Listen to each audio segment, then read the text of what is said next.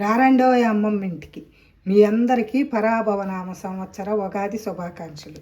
ఉగాది పండుగ సందర్భంగా షడ్రుచుల కలయిక ఉగాది పచ్చడి ఎలా తయారు చేశానో మీకు చూపిస్తాను.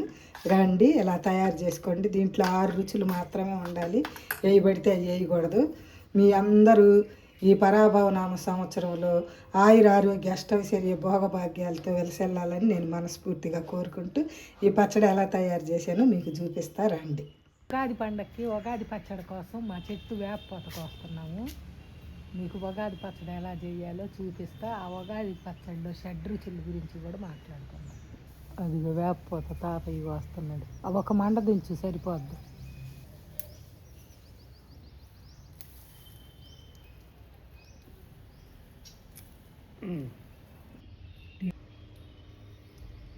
వాటి నుంచి ఇవి వేపపోత వేరు చేసి చక్కగా ఆ రెక్కలు తీసి చూపిస్తా. ఇప్పుడు ఉగాది పచ్చడిలోకి షడ్రుచుల ఉగాది పచ్చడి. ఈ ఉగాది పచ్చడిలోకి ఖచ్చితంగా 6 మాత్రమే వేయాలి, వేయబడితే వేయకూడదు. ఫస్ట్ మనం బెల్లంతో మొదలు పెడదాం. తీపితోటి బెల్లము, చింతపండు రసము, ఉప్పు, మిరియాల పొడి, అది కొంచెం క్రష్ చేయాలి, మిరియాల పొడి, వేపపూత, మామిడికాయ వగర కోసం. ఇప్పుడు ఈ మామిడికాయ చెక్కు తీయకుండా చక్కగా సన్నటి ముక్కలు కట్ చేసుకొస్తాను. బెల్లం దురుముకొస్తాను. పచ్చడి ఎలా కలపాలో మీకు అప్పుడు చెప్తాను. ఈ షడ్రుచుల కలయిక ఈ మానవ జీవితంలో నిత్యం మనకు జరిగేదే, అది కూడా అది చెప్పుకుందాం.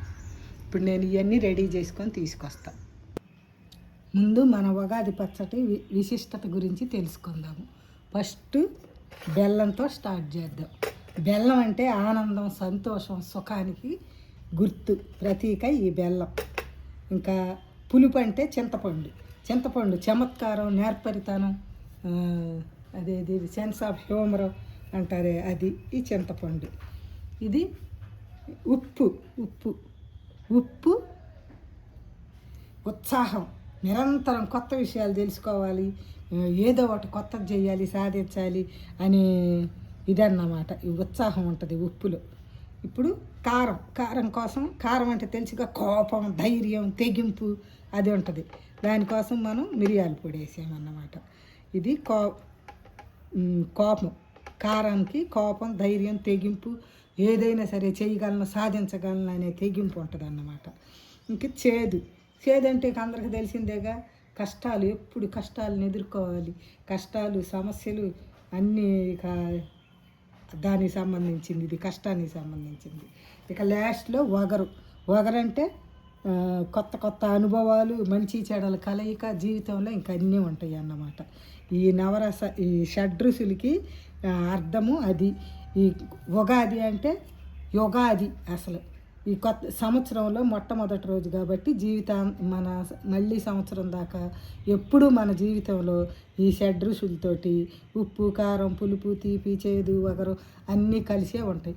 అసలు జీవితం అంటేనే గంపెడంత చీకటి, గుప్పెడంత వెలుగు. కష్టాలు వచ్చినాయి అని కుంగిపోకూడదు, సుఖాలు వచ్చినాయి అని పొంగిపోకూడదు. అది అన్నమాట. ఇది మన జీవిత పరమార్థం తెలపటానికని చెప్పి ఉగాది పండుగ రోజు ఈ రుచుల సమ్మేళనమే ఈ ఉగాది పచ్చడి. అంతేగాని అవి పడితే అవి చేసి ఉగాది పచ్చడి చేయకూడదు. తెలిసిందా? ఇప్పుడు ఈ పచ్చడి మనం కలుపుదాం. ఇప్పుడు ఈ పచ్చడిలో మొదటిగా చింతపండు రసం పోసుకుందాం. తర్వాత ఈ బెల్లం వేసేద్దాం. బెల్లం తర్వాత ఉప్పు వేసిన తర్వాత కొంచెం కలపాలి. ఇది కళ్ళుప్పు కాబట్టి కొంచెం కలపాలి. ఇలా కలిపిన తర్వాత కారం, తర్వాత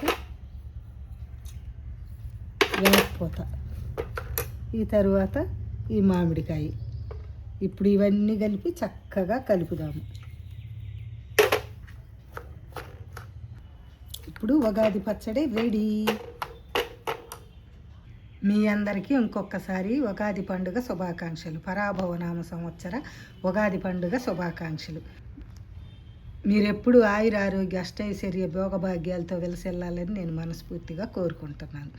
మీకోసం ఈ ఉగాది పచ్చడి.